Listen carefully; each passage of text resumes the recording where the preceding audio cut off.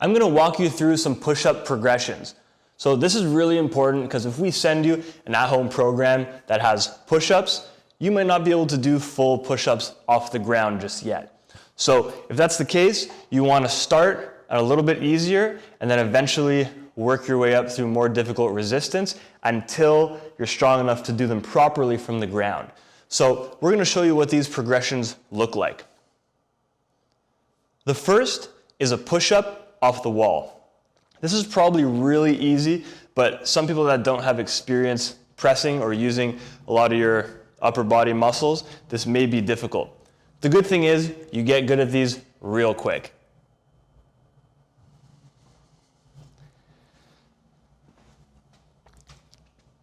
Line up to the wall, put your hands out like this. They should be just about shoulder height and shoulder width. Your hands should be near shoulder height and shoulder width. And then you go face towards the wall and back up. At the same time, think of it like a plank. You're squeezing your butt, you're squeezing your core, and you're letting your body fall towards the wall.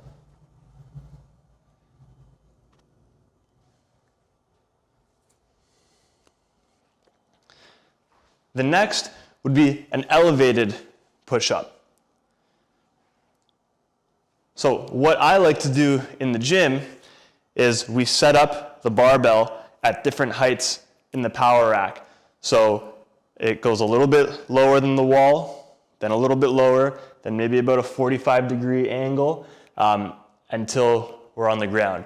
But because a lot of you guys don't have a power rack at home, just yet at least, we're going to show you what it's like elevated. So you guys can use stairs that are elevated and do your push-ups, a bench, a table, anything that's sturdy that's going to support your weight and not fall. Use your judgment there. I'm going to show you what it looks like on a bench. It feels comfortable on the wrists and the hands. And same thing, right? Wherever you are in this spectrum, we want the same form. It's going to be a little bit different, a little bit difficult to determine what that is each one, but for the most part, you'll figure it out. What's important is that you're squeezing the glutes, squeezing the core so that your body is like a plank.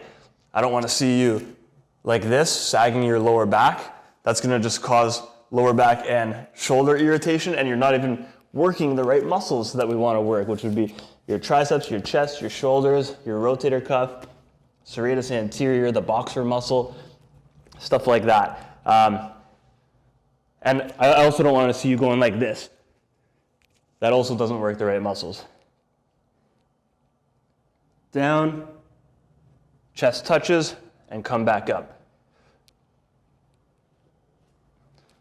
Usually with push-ups, unless we prescribe otherwise in the program, we want a nice and controlled tempo so that you can feel tension on the muscle on the way down so that you're actually working the muscle the whole way, and nice and strong contraction on the way up.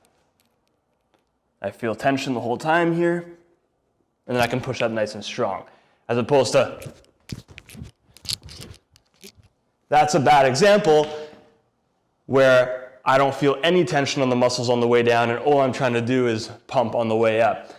There are some benefits to doing it the other way as well. There's pros and cons to everything, but for the majority of the time, you'll get better results having more tension on the muscle.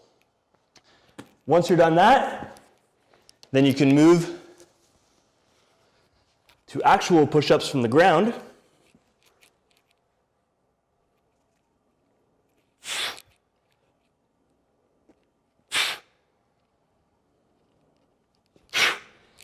And again, watch my elbows. They're not flaring out, which is going to cause more shoulder and elbow irritation. And we really want to take care of that shoulder joint, guys. Your shoulder girdle is kind of fragile. There's a lot of muscles holding a lot of different smaller joints together. So your arms don't have to be right beside you, but think of them coming backwards more than out. And you'll find a happy medium.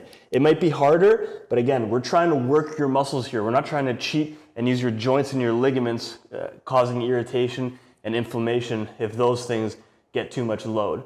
We want to work your muscles so you can A, either build them, or B, expend a lot of energy, help you with fat loss. If you're just hanging out in your joints and your ligaments, you're not doing that much work. So don't fool yourself. Be realistic, work within your means, and week after week, you'll start building strength and getting stronger, and you'll be able to do more with better quality reps.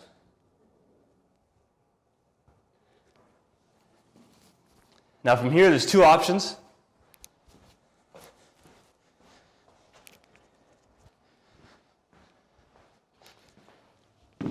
To progress a normal push-up, you can grab dumbbells, or you can get those specific push-up grips, whatever you prefer. All that does is increases the range of motion a little bit, so you can go a little further into it. Now this might not be better for everyone. It'll be better for people that can really control their muscle and feel the tension in that bottom position in their chest. But to other people, if you already have wonky shoulders and you're just trying to gain strength in a safe way, I wouldn't recommend this because it puts your elbow really far back and the anterior head of your humerus, the front part of your arm, really kind of protrudes and starts pushing those ligaments if you can't hold it properly. So if you feel irritation with that extra inch of range of motion, I suggest that you skip this little version.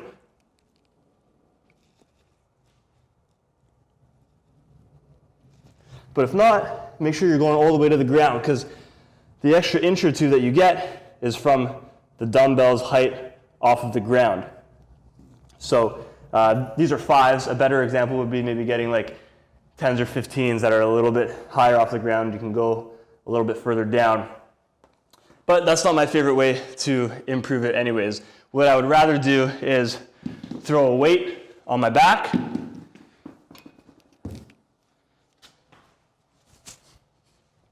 It's better to do it with a partner, but if you don't have a partner with you and you trust yourself and you do it safely, you can put the weight on your back like this. Same rules apply. Squeeze the glutes, squeeze the core. Don't use your traps so much.